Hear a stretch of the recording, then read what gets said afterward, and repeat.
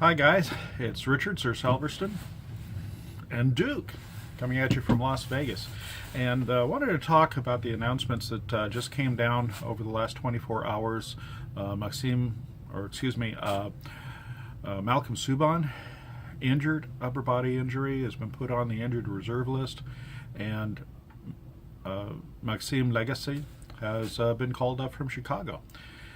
And that is the internet going nuts, at least as far as on the Las Vegas Golden Knights fan sites. Why isn't Oscar Dansk been called up? He's a much better goalie than Lagace. This is a crazy move. Well, I'm not sure that's true for a couple of different reasons. And I just wanted to share my thoughts on it for everybody that's going nuts right now. First of all, one of the things that's always an issue in my mind with the NHL is it's probably the major sports league that has the least amount of transparency when it has anything to do with injuries. If you've got the NFL, the NBA, any of these, they usually have a lot more detailed information as far as what the injury is, what kind of time frame you're going to be looking at for them to get back, that sort of thing. In the NFL, they there's always arguments because they have to have fairly extensive lists about everybody who has any kind of injury and whether they're going to be questionable or they're going to be out for several weeks or whatever their status happens to be, and a lot more specific about the injuries. In the NHL, it's strictly they got an upper body injury, they've got a lower body injury, and that's pretty much it. They don't have to say, oh, they're going to be out for a week, we expect them to have them back 6 to 8 weeks, we don't expect them back for a year. Sometimes they will. Some teams are a little bit more proactive as far as letting people know, oh, this guy's going to be out 2-3 weeks or whatever. But as far as injuries, they really don't talk about them. They're just basically gone until they're finally back. And so that's one of the problems here is that, Malcolm Subban is injured. It is an upper body injury, but no real idea how long he's going to be out. The fact that they did put him on injured reserve kind of tells you that he is going to be out for at least a little while. Is that going to be a week? Is that going to be 3 weeks? Is it going to be a couple of months? Don't really know. How does that impact the fact that the trade deadline's coming up? Will there be any impact at all? It's kind of hard to tell. Well, let's go ahead and I'd like to talk a little bit about why people are upset that Oscar Dansk was not called up, but Maxime Legace was called up. And of course that was when both Fleury and Subban were both injured. Oscar Dansk came up. He had two and a half marvelous games. Won both of them. Had the very first shutout in Las Vegas Golden Knights history. Injured in the very first game of the first big East Coast road trip. I think it was the third period, or maybe it was the second period. I'd have to go back and look, but they were playing the Islanders. The Golden Knights were ahead, and Dansk got injured. And they put in Lagace, and that whole road trip was just a disaster. Went 1-4-1 on the road trip. And so, of course, now people are saying, oh, Dansk is much better than Lagace, and why not? A couple of things about it. I saw Dansk. I was watching the play when Dansk got injured, and they scored. The Islanders did, and right there when they scored, I went, oh, something's not right. And, everything's going on as far as the after goal, and you could tell he was hurting. And here's another problem I have with injuries in the NHL, especially with goalies. Because the thing is, with the regular skaters, they're on, they do a shift, they're off. If something happens at the end of their shift, you can tell from the way they're skating, on how they're trying to get up over the dasher boards, to get, or through the gate to get into the bench. The coaches can see them, everyone can see them. It's fairly obvious if there's something not right or there's something going wrong. You have a really good chance to see if there's something wrong with he's holding a hand wrong or whatever. Not so much goalies. Partly it's because the goalies just hang around the goal mouth. They tend to look hangdog or upset or something wrong with them after a goal. That's just what goalies do.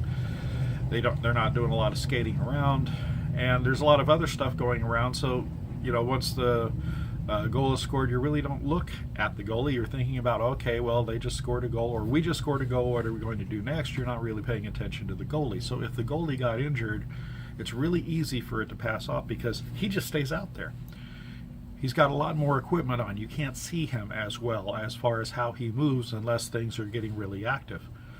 And the thing is that in that particular case, after Dansk got injured, I was going, oh, he is not looking good. He can't get into a squat. He's, there's something wrong with his groin or his hips or his knees or something, and they need to take him out. They need to take him out. They need to take him out. Well, they didn't take him out, and of course, professional athletes being what they are, they're not going to say, hey, I'm hurt, I'm just going to shake this off and continue. And play continued, and I'm going, take him out, and they score another goal, tie the game, and at that point, everybody sees that there's something wrong with Dansk, and they take him out, and they put in Lagace, and the Knights lose the game. And Lagace goes on for the next several games, bright-eyed, or round-eyed, I'm not sure, bright-eyed, deer in the headlight look, and Lagace had a record of 1-4-1 on that road trip on the East Coast. And Dansk was out for a long, long time. Dansk evidently was medically cleared, and he was shipped to Chicago. And he has not played a single game since. Lagace rebounded from that 1-4-1 start. He went ahead and went 5-2 for the rest of his stay. And his statistics rebounded very well. And a lot of people said he was a different goalie at the end than he started. He's still not a great. He's not going to be a Fleury. He's not going to be a Subban. He doesn't have that sort of a ceiling. His ceiling is much lower. Dansk obviously has a much better pedigree. He seems to have a much higher ceiling. But the Max Legace in his last start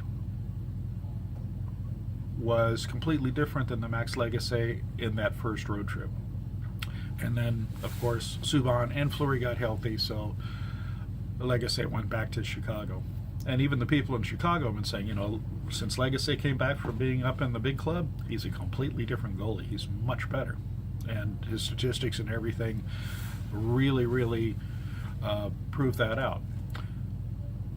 When Dansk got cleared to go back to Chicago, we kind of expected that as soon as Dansk was ready to go, he would be in front of Lagace again, because again, he's the guy that's considered to be a better goalie. He's also got a much, most people consider him to have a much higher ceiling. He has a potential maybe to develop into a really good NHL goalie, if not a 1, then maybe a 1B type goalie. But he hasn't played there. And one of the problems with injuries is people forget that even though you might be medically cleared, there's a lot of times you get an injury, and even though you're medically cleared to play, especially if it's something like to a hip, something to a knee, sometimes for back, sometimes even though you're medically cleared, it's tough to go ahead and get back, especially a position like the goalie that is so important to have as far as quickness, as far as flexibility, as far as confidence, that you're able to move the way that you need to do. And so the fact that he hasn't been playing in Chicago kind of tells me that there's some sort of follow-on effects from the injury. And of course, so the NHL, they're not going to talk about it because the NHL doesn't talk about stuff like that. And so there's something going on with Dansk. Yes, it appears that he's healthy, but there's something going on that he's still not ready to play. Now, maybe he'll have more of a chance to play now that Lagace is up with a big club, and there's absolutely nothing to say that Dansk can't be brought up to the big club later on. But all of those people that are just screaming and gnashing their teeth that Lagace was brought up and Dansk was not brought up, they think the Golden Knights are crazy. They think Dansk is just being given a bad deal. But the reality sake is there's something's not quite right with Dansk somehow, some way. And Dave Pryor, the goalie whisperer with the Vegas Golden Knights, and George McPhee and the staff of the Chicago Wolves and the entire Golden Knights brain trust seem to think that right now, at this moment, Maxime Legace is the best choice to bring up to go ahead and be the number 2, while Subban goes ahead and gets better. So that's what it is. It's not as if they've been making lots of mistakes this year as far as personnel decisions. Yeah, Shipachev, that was a disaster, but it was also a gamble, and it was either going to pay off big or not pay off at all, and it didn't pay off at all. It happens. The big thing I'm going to be looking at over the next couple of months for the season is both Lagace and Oscar Dansk are restricted free agents at the end of this year. So, yes, it's generally accepted that Oscar Dansk has the better pedigree as far as reputation and as far as his skill level up through the different levels of the minors and juniors that he's played than Lagace. And yes, everyone pretty much accepts that Dansk has a much higher ceiling than Lagace. But on the other hand, people forget, hey, Dansk only has 2 games of professional experience, and Lagace has 13 games of professional experience. Still not a lot, but still a little bit more than Dansk. Has a little bit more experience working with the Golden Knights and their defense. And maybe he's a little bit healthier and ready to go to perform at an NHL level. Is Lagace going to be like Subban or Fleury? No, can't expect that. But the other good thing is the hard part of the schedule for the Vegas Golden Knights is past. There's only 2 more back-to-backs the remainder of the year. Most, the great majority of the games in the future are against basically lower-tier clubs, non-playoff clubs, or just borderline playoff clubs at T-Mobile Arena. They've played most of the top teams. They've done their bad road trips. They've done their back-to-backs, and they've done their 3 games in 4 nights. So the whole schedule for the Golden Knights from here on out is relatively easy. You can very easily see that Fleury, who has been doing very, very well, could go ahead and play almost every single game between now and the end of the year. It'd still be a good idea to spell him a few times, and I think probably Lagace, after he again gets back into the swing of things and get used to the guys and the systems that they play here at the top line, probably can go ahead and spell Fleury on a couple of the different games, and I think that would help, because he has. If you're not sure, go ahead and check out his Lagace's line in the final game he started before he went back down to Chicago. He played a good game. Can he get there? Well, only the future will tell. Hey guys, it's Sunday. A lot of things to look at. Let's go ahead. Go Knights, go.